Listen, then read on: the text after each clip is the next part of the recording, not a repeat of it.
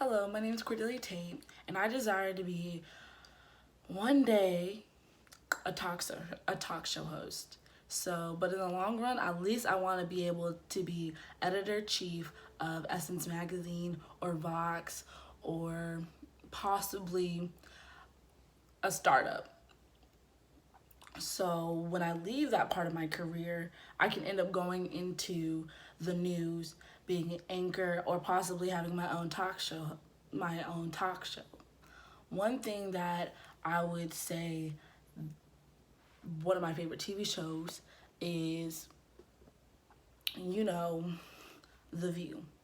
I grew up watching it. I learned a lot of my ideals and beliefs from that. And I mean, I've done my own research. So I want to be a talk show host. So at the end of the day, I can say that one, I talk to people in my generation, the generation ahead of me or behind me, in the past, and I'm impacting the upcoming generation. I want to be the Whoopi Goldberg to a little Cordelia out there one day. What one of the five strategies that I learned about was everyone is unique. I'm unique because one, I can talk your ear off. Two, not only just that, I just care a lot. I care about people learning about themselves, finding out what they their wants and hopes and dreams, their aspirations. And if that, takes me, on a journey of being a dear Sally one day, then I'm willing to do that. I know a lot of people have done that before in the past. They've taken something so small as a topic and created a foundation based off of it. You know what I'm saying? So I want to always keep ahead of the game, and that's one of my niches. Personal thing about me is that I can take a topic and run with it. I have ambition and I have grit. Like, it's mind blowing that it took for Dr. Whaley to give us an assignment to have that initial drive to understand who we are. You can't tell somebody about them and what their goals and aspirations should be if you don't even know what your goals and aspirations are. It's not fair. You're letting yourself down. And to be in this industry, the journalist industry, you have to be willing to do what it takes.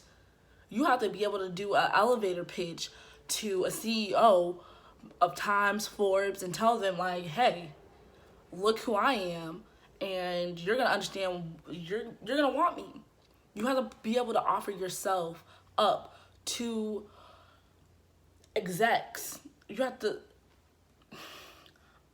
I think one thing that I learned was from 60 Minutes was you can interview the world's most strangest, most famous people in the world, and you got to be able to handle that.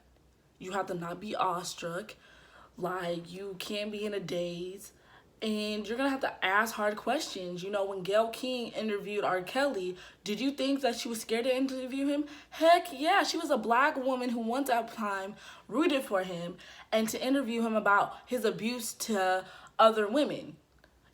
That's something you have to be able to make the tough choices and the tough calls. And if you can't do that, then why choose this field?